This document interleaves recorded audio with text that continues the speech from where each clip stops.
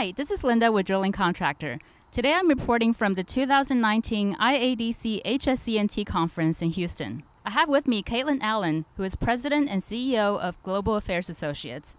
She gave a presentation at the conference about trends in ESG, which is environmental, social, and governance. Caitlin, thank you for being here. Thank you for having me. It's a pleasure.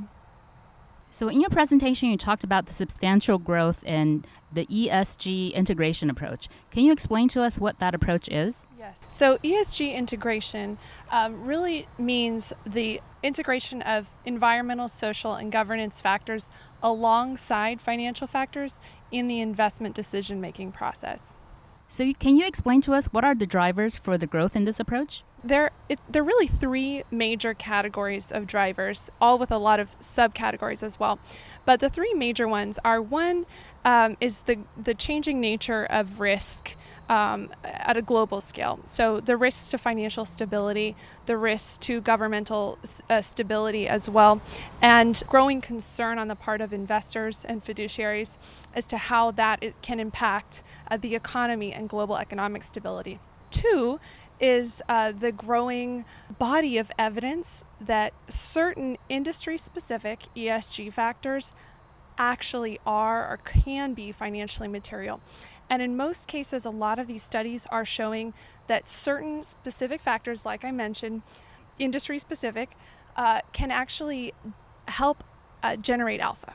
So that you can actually see a correlation, a positive correlation between good performance in particular metrics and stock value.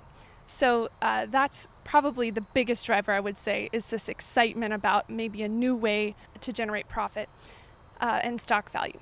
The third piece is really a demographic shift. So we have a transfer between some estimates, $23 trillion and $30 trillion of wealth transferring from the baby boomer generation to the millennial generation. And there's just a greater demand among the millennial generation for information about environmental, social performance specifically.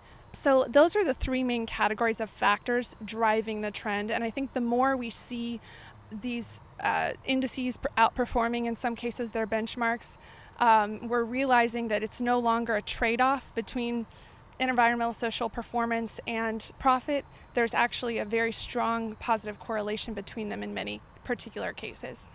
So since we're here at the HSE conference, can you talk about what is the role of HSE professionals in the context of ESG and responsible investing?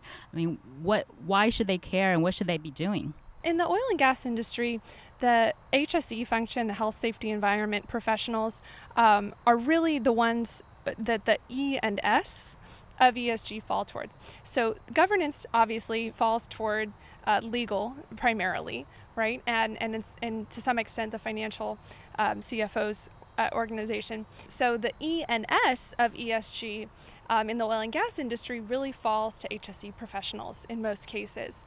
So as we see this evidence that certain factors can actually help increase the value of the company, I think we're going to need to see a greater emphasis on deciding which metrics to track, which metrics to report publicly, and really ensuring that there's a closed loop between the generation of that data and the integration back into operations, so you can really get the full benefit as a business from doing these exercises.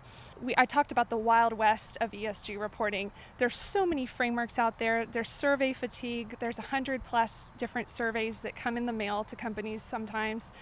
Really taking time to set back and set a strategy before you continue.